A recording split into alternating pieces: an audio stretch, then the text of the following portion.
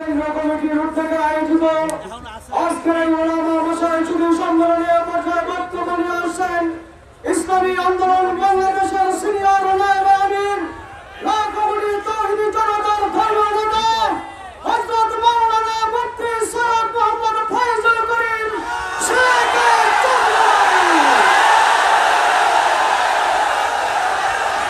আসসালামু আলাইকুম ওয়া রাহমাতুল্লাহি ওয়া বারাকাতুহু নাহমাদু ওয়া নুসাল্লি আলা রাসূলিল কারীম আম্মা বাদ ফাআউযু বিল্লাহি মিনাশ শাইতানির রাজিম বিসমিল্লাহির রহমানির রহিম তাওয়ানু আলাল বিররি ওয়াত তাকওয়া ওয়া লা তাওয়ানু আলাল ইসমি ওয়াল উদওয়ান আল্লাহুম্মা সাল্লি আলা মুহাম্মাদ ওয়া আলা আলি মুহাম্মাদ।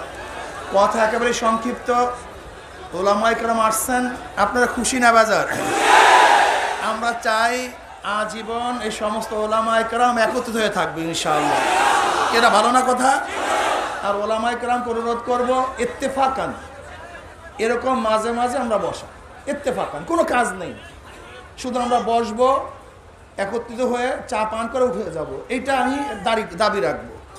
এর মধ্যেও বহুত ফায়দা। আর একজন আমার ভাই এখান থেকে একটা বক্তব্য দিয়েছেন, এই দারুল ইসলাম না দারুল হরব।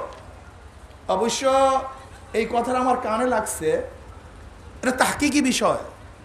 আব্দুল সালাম চাটগামি দামাত বরকাতুল আলিয়া মঈনুল ইসলামের এই সংখ্যায় তিনি এই ব্যাপারটা স্পষ্ট করে দিয়েছেন যে আমাদের দেশ দারুল হরব না দারুল ইসলাম না দারুল আমান, এটা তাহকিকি বিষয়।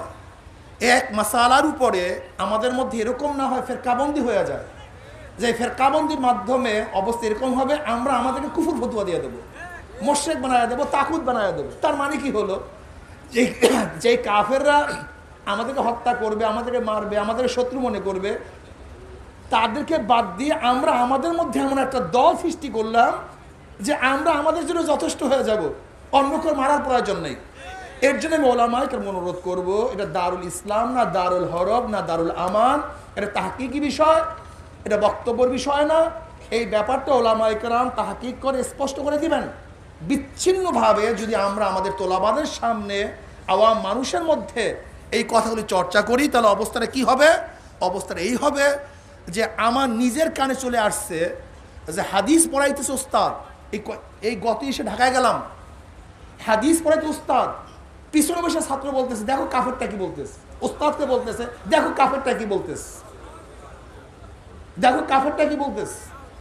তার মানে কি হলো, যে এমন মেজাজ ঢুকছে যে যারা বর্তমানে আমরা রাজনীতি করি, নির্বাচন করি, সব কাফের, সব বেঈমান, সব মুশরিক, কাজী এদের বিরুদ্ধে আন্দোলন করে, এদেরকে কতল করা ওয়াজিবুল কতল। এর জন্য আমি ওলামায়ে কেরামকে বলবো খুব সতর্ক হয়ে কদম বাড়ানো, খুব সতর্ক হয়ে কদম বাড়ানো, যে আপনার আমার এক ফতুয়ার কারণে গোটা মুসলিমের মধ্যে কাটাকাটি না লাগে, জঙ্গে জামাল না হয়, জঙ্গে সিফিন না হয়, এই বিষয়ে খুব খবর রাখা চাই, চেষ্টা করা চাই। আর একটা কথা হলো এই যে আজকে হেফাজত ইসলামের মহাসচিব আসছেন, আমি দাবি করব হেফাজত ইসলামের যারা আমির আছেন তারাও আসবেন, কি কথা ঠিক না? কারণ হেফাজত ইসলামের সাথে আমাদের কোনো দ্বন্দ্ব নেই, তারা হলো নন পলিটিক্যাল, একটা ইমানি আন্দোলন। যারা মোমেন তাদের আন্দোলন হেফাজতের যদি ইমানি আন্দোলন হয়ে থাকে, কিন্তু যদি হেফাজত ইসলামের ইমানি আন্দোলনকে কেন্দ্র করে যদি ইমানওয়ালাদেরকে না নেওয়া হয়, তাহলে কিন্তু কথার সাথে কাজের মিল থাকবে না, এরকম মারাত্মক। আমি দাবি করব ইমানি আন্দোলন, অথচ ইমানওয়ালাদেরকে সেখানে সংযুক্ত করব না, বাধা দেব, তাহলে ইমানি আন্দোলন হবে না, কথা ঠিক না? এর জন্য ইমানি আন্দোলন নাম দেব, যত ইমানদার আছে তাদেরকে সংযুক্ত করব। আর আমরা যেহেতু পলিটিক্যাল, আমাদের সাথে হেফাজতের কোনো সংঘর্ষ নাই, তারা আমরা ইমানি আন্দোলনের দিক থেকে এক, কিন্তু সিয়াসতের ময়দানে, রাজনীতির ময়দানে আমাদের মার্কা হাত পাখা, কি কথা ঠিক না? যারা ইসলামের পক্ষে আসবে, যারা ইসলামের পক্ষে কাজ করবে, তাদের মার্কাও কি হবে? বাস, কোনো ইখতিলাফ নেই। কাজে আল্লাহ পাক আমাকে এবং আমাদের সবাইকে সমন্বিতভাবে কাজ করার তৌফিক দান করে।